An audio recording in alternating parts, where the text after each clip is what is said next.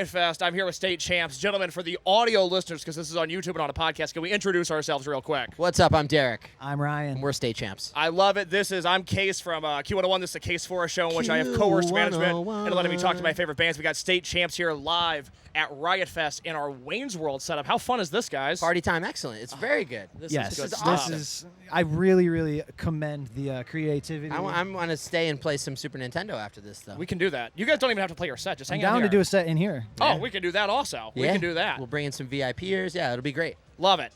Welcome back to Riot Fest. Thank you very much. How man. many Riot Fests have you guys played now? What, like 4 times maybe? Third one. This is our Third? Yeah. Third one. I think we did 2018, 2021, and now 2024. I like this every 3 years. Every 3 years is the lucky charm. It's one of our favorites to play. Do you guys have any specific memories from Riot Fest that jump out as like, man, we did this here at Riot Fest and it was so sick? The last time we did it, 2021, we premiered a Fall Out Boy cover of Chicago Is So 2 years ago. Classic. We filmed a music video for it here at Riot Fest, and it's one of my favorites that ever came out. And it's pretty special being a Chicago song in Chicago, obviously.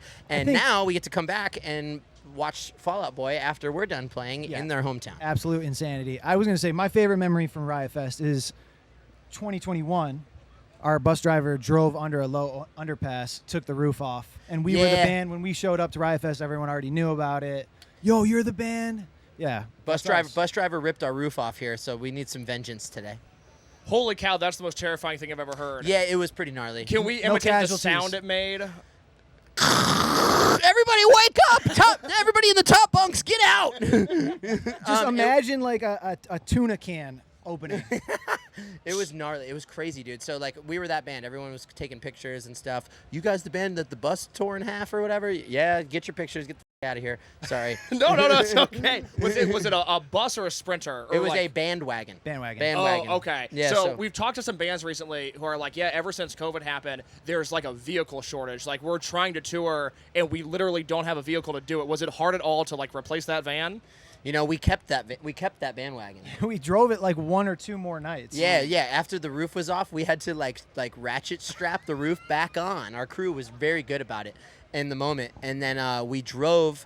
Our bus driver then proceeded the next day to drive to the wrong city.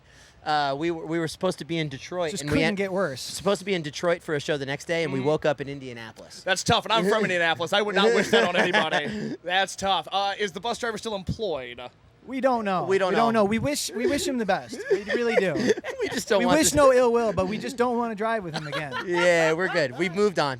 All right, when I think state champs, I think about this long lineage now of great records. You guys have been around for a while. Last year and earlier this year in the UK, you guys celebrated 10 years of The Finer Things. Yeah, man. You played some shows where you played that entire album. I'm curious, from the standpoint of this band's existence, can you walk me through the timeline of, and I'll use emo as an umbrella term, because I would consider you guys to be in that ballpark. Sure, yeah.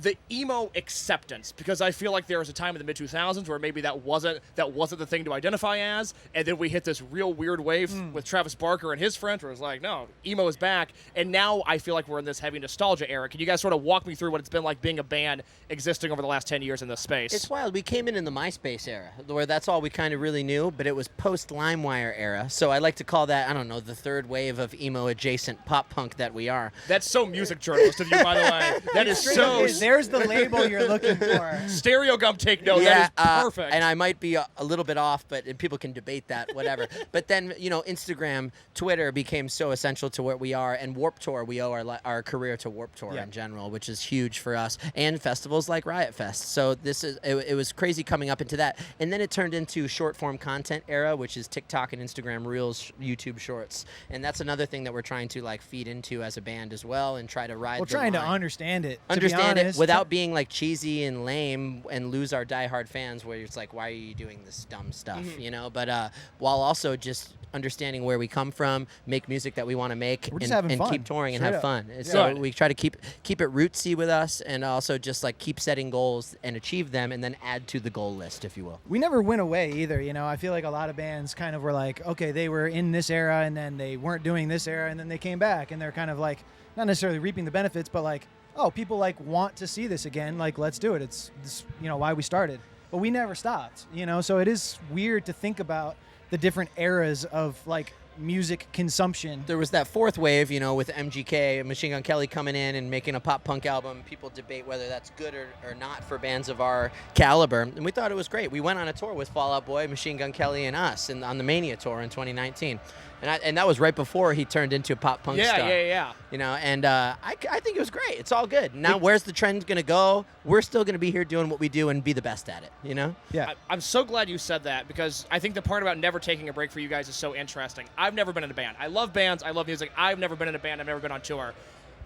Tell me, what's the hardest part of existing in a band for as long as you guys have? What's the thing that just wears you down on a bad day?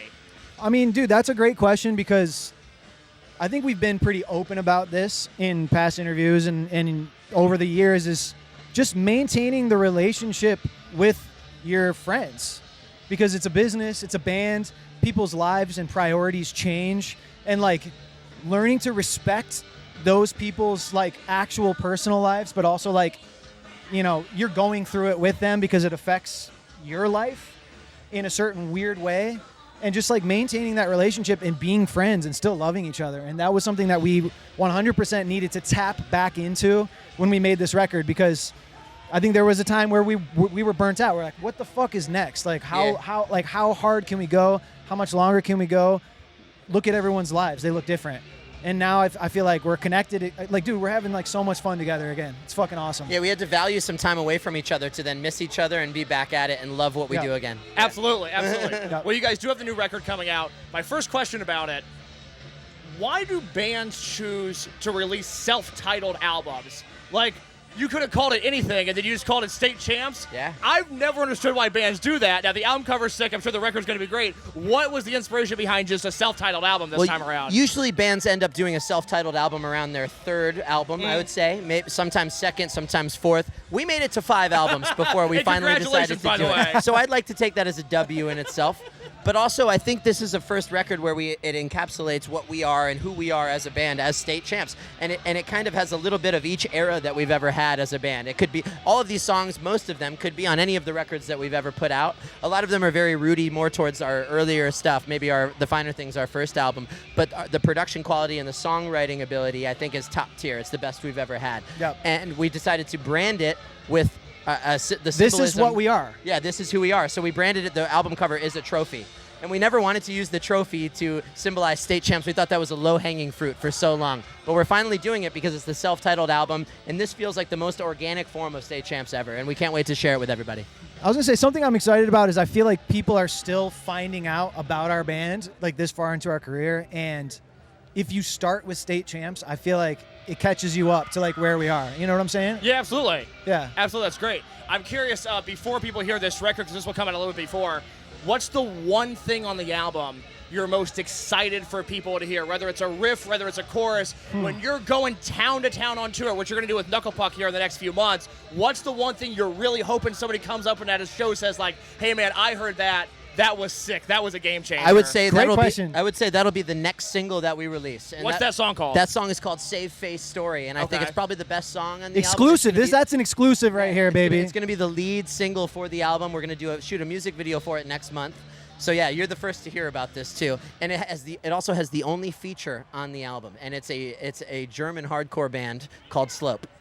Really? Yeah. How'd you guys get in contact with them? That seems so out of left field. Very cool underground hardcore band from Germany that we found while we were on tour in Germany. Went to their CD release show, became friends with them, asked them to sing a breakdown on our record. And they nailed it. Completely organic, most insane, like natural friendship that has ever happened in my lifetime. Yeah. We went to their show. We hung out all night. We were playing the next night. They came to our show. No kidding. We were like, and then when we wrote the part, I was like, dude, we got to send this to Slope. Like, they would smash this part, and they did. Very easy core, set your goals style breakdown that you guys will love, and it's going to go off live. It's going to be sick. That's fantastic. Yeah. I can't wait to hear the new record. I've got one last question, and I'm sorry, I'm going to put the limo window up here. This is going directly here. That's fine. Right. When is Pile of Love coming to Chicago? What's up with this? I'm obsessed. I love you guys. I appreciate that, dude. No Chicago dates. What's going on? Dude, we have no tour days. We don't play shows. Play in my apartment. I don't care what you do. You guys got to come over all here. All right. I think what you guys are doing, look, I love the new State Champs record. I can't wait for everybody to hear it. Pile of what's Love, up, dude? What's up? We're making a record right now. So, no, I mean, we're just always making music. We'll come to Chicago eventually. That's what I like to hear. Before we go, anything you guys want to plug to the Q101 audience? Our headline tour for the self-titled record starts November 8th, goes all through November and December. It's coming to a city near you. We'd love to see you. The record comes out November 8th as well, first day of the tour. Check it out. We just announced a UK tour. We put out a single yesterday. Music video coming next Thursday. We got a lot of stuff to plug. And world peace, and we love you. Mostly that. Of course, world peace. I'm Case from Q101. If you like this interview, new interviews every Monday on Q101's YouTube channel. Knock Loose, Militarie Gun, Jeff Rosenstock, Drug Church, they're all there. I'm on Instagram @_Case Lowe. This has been A Case For. Holy There shit, it that is. was good. There it is. Bye.